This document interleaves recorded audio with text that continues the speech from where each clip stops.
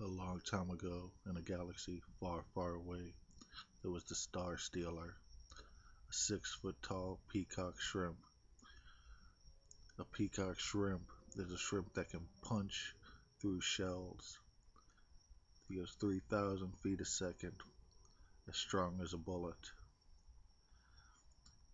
Him and his murderer, the big hippo legged alligator lady who loves daggers. They ruled the universe before the old republic, long ago. Near the end of his life, the peacock shrimp had noticed that he needed something to last. He needed to build something that would take his name into the future. So he found Darth Nimbus. Darth Nimbus is the creator of the clone army. With this, the peacock had all he needed.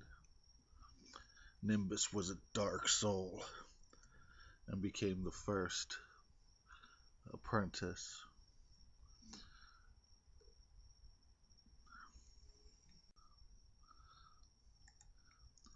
There are 30 clones in the clone army. The speeder bike, the ATRT chicken walker, the ATAT Imperial walker, the Labata class fighter transport ship, the TIE fighter, Vader's long range fighter, TIE fighter commander clone. It's the one Vader's has the points in the forward. The command clone TIE fighter has the bent wings, and the bomber clone has the bent wings with two cockpits, let's call them, even though one's a bomb grade. The Star Destroyer boat clone. Star Destroyers that are able to land on water. They're 5 miles long, 2 miles wide. The heavy crane platform, 80 miles long. The Cerulean class Star Destroyer, 100 miles long, 40 miles wide. The orbital battle platform, 135 miles long. They're built of metal and darts. The the command carrier clone, almost half the length of the Death Star. The Imperial landing pad clone.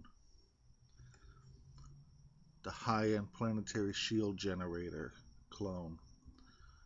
The interpreter droid, and the command console interface clone. Basically R2 and C3PO. The Impaler clone, the Stormtrooper Squad Infiltrator. This is the thing in Return of the Clones that has the 2 points on top. The 2 points are used to destabilize hulls so they can crash into ships before unloading the crew. His entire Darth Sidious' entire army is ran by Sith Systems unbreakable smart droids. They're the pilots and security. They also have round circle mobile battle stations that unbreakable. They're unmanned except for the robot counterparts. The peacock shrimp had all he needed. They built temples all over the universe so that only the worthy could go and join him. He built one, the Imperial Palace, for he who owns one galaxy. He built one that is far. One near the corona, the outside of a huge star of a supergiant. When you own 100 galaxies, and one, when you own the universe, that can only be activated. All of these can only be activated if the Unbreakable Clones Army robots take popular vote for the universe. They have to know, the whole has to believe, if you're going to run the team, you have to be the team leader. Darth Sidious, who was the Emperor, had majority rule when he became it. He was the first one. So, any Sith who comes after him and owns a galaxy becomes Darth Sidious. They used this time. Time went by. He becoming even closer to his death. And he decided he had to go and make the Red Cloaks, his royal guards. The Red Cloaks are torture deviceless. They do torture device stuff through the Force, but without needing equipment. They torture people, basically. They are not allowed to use lightsabers. Technically, they're not allowed to leave their side. They are supposed to be able to do the most damage without having any influence. When there is no emperor or no ruler, there is only the two Sith, the emperor, the Lord, the apprentice, and the six redcoats. They are part of the First Order. They go and go around the world, around the country, around the universe, around the solar systems, to every inhabitable planet. The Red Cloaks will cause distress on the planet, making it so that they'll supply weapons, so that the wars break out. The planets turn into civil wars. A war of angry, crackhead, macho, angry people. They give them weapons and re-support their whole adventure so that they can take over the world. With this, the Red Cloaks recruit their teams. They build and build. Each one, the two Sith Lords and the six Red Cloaks, all have an exact copy fleet. And they fill them with humans or alien soldiers. They run the stuff, but the robot droids remain in the background. Instead of computers, they are the ones that are the routers. This way, they can monitor the humans for any weaknesses or taking over, trying to break them from the inside stuff. So, as time went by, Darth Sidious had taken over the Empire. He had become the Emperor of the Galaxy.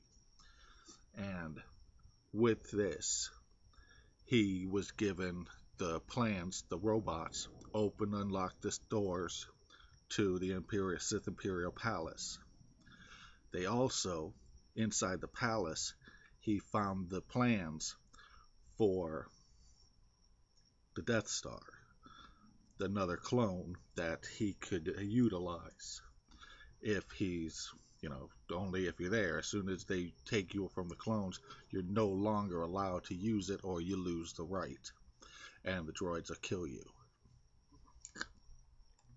So, Sidious, before he was Emperor, had decided to use the clones. He wanted to break the Jedi and actually be worthy to sit by to rule Nimbus's army, to truly be worthy and have the palaces and star bases and the one near the black hole. He wants to own everything. So he sent the droids out as if they were stupid. He had them go out and play the dumb role as his Red Cloaks were doing their normal thing recruiting planets and eventually caught them off guard. He built the stormtroopers, part of the other clones, because there's the stormtrooper clone, the snow trooper clone, the AT-AT pilot clone, the uh, TIE fighter clone, the troop clone, scout troop snipers. These were all masks. They're clone masks. They're not clone people necessarily. At first, they were. They were there to kill the Jedi. But afterwards, with them all being dead, they died too fast. They were dying naturally. They were given growth hormones and they died off. So it was just better to maintain it with the static. Any person who wants to join has to prove themselves worthy through the Emperor, or the owner of the Sith. Because they, just like the Red Cloaks, are trying to earn their place in the army. The Red Cloaks wait for their whole lives to kill the Dark Apprentice so that they can become the next one. Their whole lives, the humans, they're the stormtroopers, try to kill the Sith so that they can become a Sith. But not many Jedis can survive a Sith. And Darth Sidious was a genius. See, long ago, the Jedi Order, seen how wicked the clone army had done, it was no longer about just using the Force to take over the universe. And they seen, as they watched the huge Star Destroyers being cut out of asteroids and turning rock planets, into these huge monstrosities, they had to separate. 3 of them went and forged the Jedi Order. So, time goes by, Jedis get strong. Darth Sidious comes in and decides, I need to use this to my advantage. He gets the clone army, and he gets one of his Red Cloaks and gets him to turn traitor. He gives him the right to, even though he can never become Emperor, but he will put him in General Grievance's body. He will forever be the General's army. Commander, General, you know what I'm saying? He will always run it. And the stipulations put in, as soon as you own the 50 galaxies, then you can build a clone of Grievances. And because of the Sith army, with the 8 different battalions, all exactly the same, each number is the exact number of ships. You have to have the General Grievance army. I mean, these guys are trying to take over the world. They're trying to take over the Jedi. They're trying to do everything. See, the Sith Lord owns the AT-AT factory. He owns this. He owns all the places where all these things are built. He knows all of and these are only the Darths. The Red Cloaks don't know the information, so they have no ability to kill off the leader. They can only kill off the apprentice and prove he's not worthy. So, the Imperial Palace is surrounded by the clone droid dreadnought things you see in episode 1, but they're solid. They don't have docking bays. They're just, that ship is just a solid AI, artificial intelligence.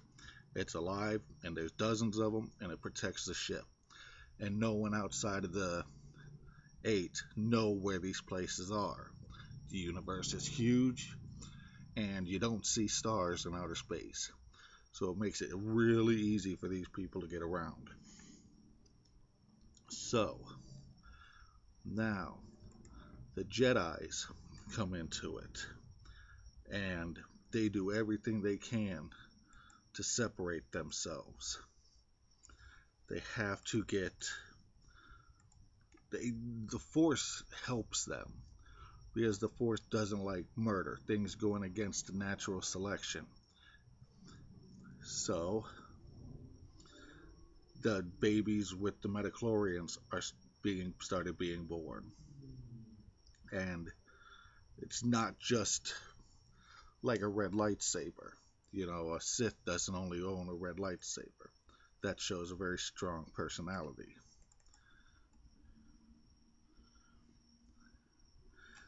As the time goes, the Jedi's actually make an order. The council trains Padawans and resolve case reports given by the knights. A Padawan, or just a Jedi, practice and grow, learning selflessness, righteousness with God, as well as a basic understanding of economic and social interaction from all the council's resolved cases. So all the reports they get and solve, those are the ones they use for, kind of like a lawyer would, from low impact to high impact risk scenarios. Plus fundamentals in engineering, agriculture, aqueducts, and anything else that has been responsible for civil unrest. They learn all of these things before they ever leave the temple. They learn more things than most humans know right now. They can build rockets and fly in outer space before they even see outer space, or before they ever visit it. A Jedi Knight maintains low impact civilized planets, reporting on civil matters and peacekeeping minimal. Disturbances while waiting for orders from the council. So the Jedi Knight is the one who goes out all by himself into the areas that have economic problems, engineering problems, things that can be fixed by just fixing what's bothering them. Master Jedis jump from high impact planet to high impact planet, gaining informants, peacekeeping, every facet of every country, church, government, and street, writing reports on instability and interfering with that country, church, government, and street's morals that are against the Jedi Code of Conduct, otherwise saying incognito, waiting for calls from informants or the council. So they go into the high areas, know everything about, they go in, a Jedi Master, this place, and they'll find if it's a church, if it's the government, who is the reason why this place is being destroyed. So they go and get it to put to rest, and go and fight the bad guys that the Sith have been loading up on weaponry. The Jedi Ascent path, the Jedi trials. Once you're the Padawan or just a Jedi, you have 3 trials before you become a knight. Number 1, the trial of flesh, equals hearing the Force and a civilization's dispute and show proper judgment and resolve. Number 3, the tree, shows you listen to the Force by defeating your darkest fear, as its illusion uses your Jedi remote master training sphere on maximum power. Number 3, the Jedi mirror, equals overcoming your greatest fear with actual methods turned into strategy you've been practicing and mastered. Once you're done, a Jedi is capable of stopping an entire army of men. A Jedi Knight can figure your own lightsaber inside the crystal caverns under the Jedi Temple, capable of stopping an army on the ground, sea, or air.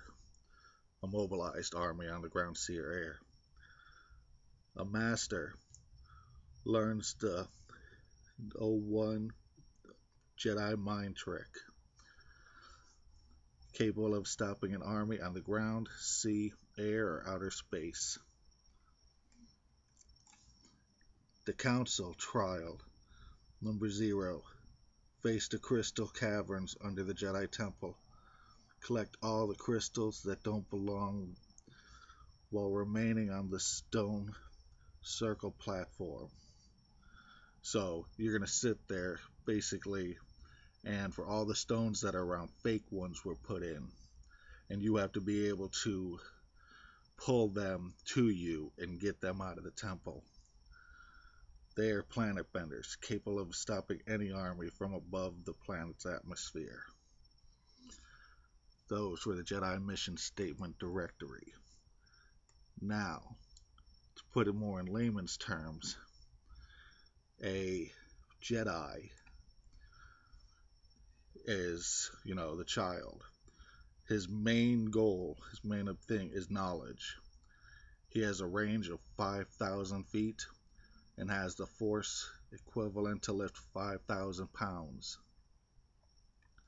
A Jedi Knight's main objective is wisdom, with a range of 2,500 feet and 2,500 pounds. A Master Jedi is Serenity, whose range is 200,000 feet at 200,000 pounds. A Jedi Master is a planet bender. They're unlimited feet, unlimited pounds. The Force itself will help them. It moves pieces. It does things. Jedi's Master don't even have to ask. And it will assist. You would have to take it as God is their personal ally, and he will help them however he chooses, the minimal needed to get them. Now, with the Jedi's lightsaber, there's the 4 colors: the green, the baby blue, the white, and the red. And depending on your personality is what they have the white snow beasts on Taz, I do believe. They have the straw mouths. They look like straws and the 4 eyes. They are like Chewie. They're like Wookiees. They have a very strong will personality. And so that's the color that their lightsaber is. A Jedi Master might own a lightsaber as nostalgia. You do put your medals on it, your awards, your name. When they look at somebody's lightsaber, you're looking at their history. But a Jedi Master would never have to use a lightsaber. Like, ever. There would be absolutely no reason. You had As soon as you become a Jedi, once you're done becoming a Jedi and you've passed the trials, you go and get your first lightsaber. You get to keep it. You get a Jedi grappling hook, which is using 3 spiderweb thin cables, able to transport 2,000 pounds at 3,500 feet. You get a Jedi breathing apparatus device. It's unlimited air. There's a plant inside the mouthpiece that eats the CO2 and uses the soil to turn it into oxygen. As the nitrogen, because you exhale CO2 and nitrogen. Nitrogen feeds the soil, CO2 feeds the plant, it in turn feeds you oxygen. A Jedi Remote Master Training Sphere. It's the thing that Obi-Wan let Luke Skywalker use on the Millennium Falcon. It's a ball that shoots multiple angles. It teaches you how to target unseen molecules. You also get an intergalactic multi-call holographic communication computer bracelet.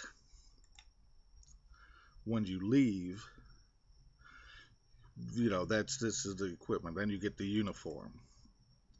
It's made of cloth, ankle length long hood, brown cloth robe, thin length white cloth karate top, waist length brown t-shirt, long john bottom pants, skin tight white cloth dress with shoulder straps under the to be worn under the t-shirt, brown knee-high cloth boots, dark brown leather boot straps, and belt straps. All the accessories hooked to the belt. These are the things a Jedi Knight will end up carrying to the areas. They sit there and they train. Because a Jedi who's passed the trials hasn't become a knight yet. They have reached the level of, to prove you're a Jedi Knight, you have to fight the 3 stances. The Jedi Knight training while blindfolded. The first one is you have to lift the stones with the Force and don't let them fall as you use your lightsaber. By the end, you get graded on how close to the original position that you start from at finish. The rocks have to be nearly in the same position they were when you started. The second training is use the stones to hit yourself. Use your lightsaber to block the stones while blindfolded. You get scored by the number of stones you hit minus the number that hit you. Number 3 and final is you use the stones to hit your opponent, who also uses the lightsaber to block those stones. And both of you are blindfolded. You're throwing stones at each other. You get the score of the number of times you hit your opponent, plus the number you hit with the lightsaber.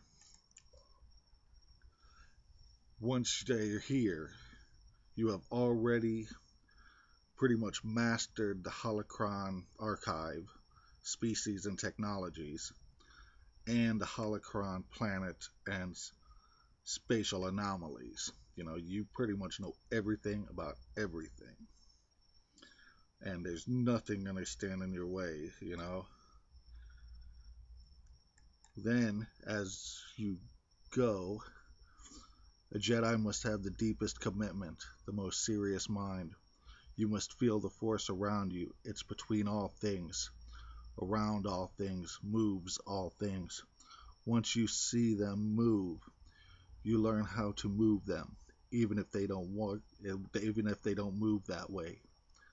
That's the way of things, the way of the Force. Fear is the path to the dark side. Fear leads to anger. Fear leads to hate. Hate leads to suffering.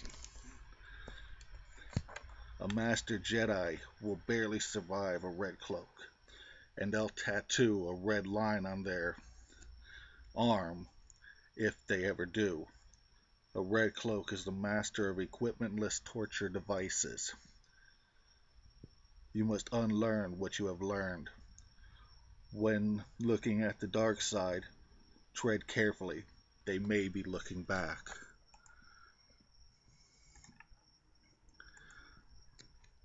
So, this is the Jedi Temple, once a proud nation planet of Dagobah. But as the Darth Sidious's plan actually worked, threw them off guard, now there's rarely any Jedi left, and Vader is on the warpath. Vader has killed them.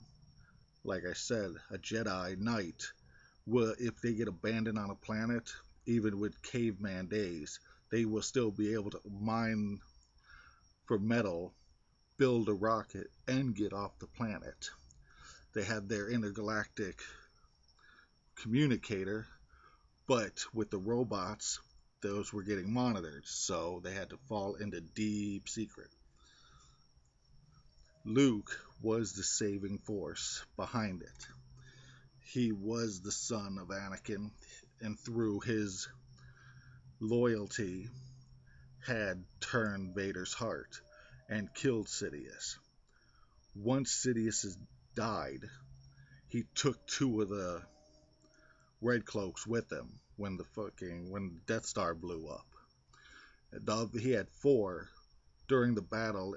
Sidious seen it wise, it's what they're supposed to do, to send the others out, so that if something happens, at that point, General Grievous would still be running the army,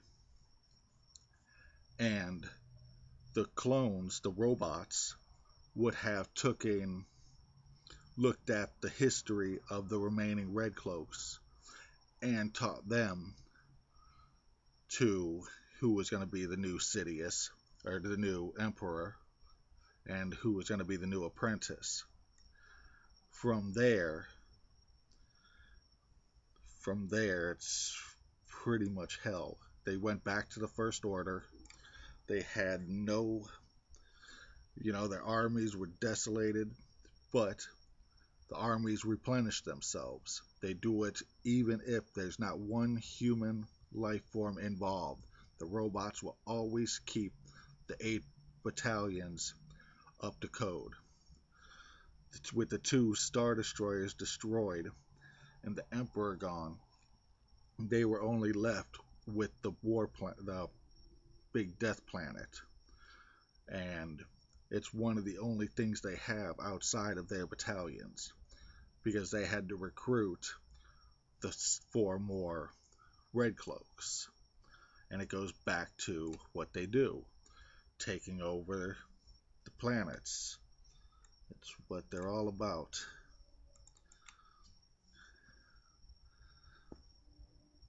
But their Death Star can focus. Oh, see, and they want the Death Star because their Death Stars can focus the Sith eyes and ears across the galaxy. When you stand in the center, it amplifies your Force ability to that of a Jedi Master. You're able to use it. You're a planet bender. You can break planets if you choose to. It's not some electrical servo that puts all this power together. It's just, and it still needs the vents, that Luke uses too. But it's ran by, it's basically a suit for them.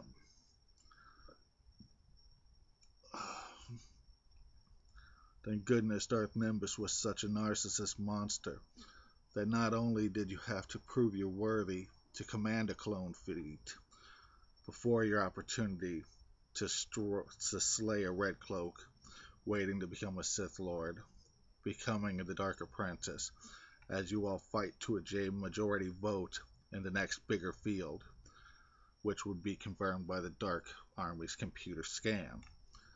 The Galactic Emperor, and as soon as you take over the next big thing, any person who reaches that level will become your name. And your name will follow you until you get to your last peak. And then maybe you won't even be able to live up to your name. They keep conquering, taking the title of the first Sith. Everybody wants to be known as Darth Nimbus, because that's what the peacock shrimp had chosen. He was the one who ruled it. And everyone else is just seeing if they're worthy. Which is the Darth. I'm pretty sure that's all of it. I mean, we're coming up now. Han's son just beat him, killed him. Ren, and the girl's gonna be something serious. Han's son is gonna become a Red Cloak after the 3. At the end of this 3rd movie, he's gonna finally become a Red Cloak after turning on him. He didn't really turn on him, but killing the guy put him there anyway. And he just chose, instead of going with them, he chose, because he killed the Red Cloak. It was a battle where everybody almost died, but he saves everybody, but he chooses to take the mantle. He becomes the Red Cloak. And with that, you have the Rebellion and the Jedi, everybody in the universe trying to build up power because the Sith don't stop. Those stupid robots that everybody hates are the unbreakable machines. They can just put themselves back together and not have any emotional care at all with what happens. But they are Sith. They used to own the galaxy, own the universe. They owned everything. Their whole main base of operations is in the suck zone of the biggest black hole we ever found. So even if a Jedi would have to find it, and even Darth Sidious doesn't know. He didn't know where the Imperial Palace was, and even if he got there, they would kill him if he tried to break in. Just because it's in their right, you still have to follow their laws in order to go and have it accessible to you. You have to prove you're one of the best recruiters when you're a Red Cloak. You have to get the most planets to get the best army to prove that you're worthy of being there while still holding the position. A Jedi Master isn't stupid enough to go against that. There might be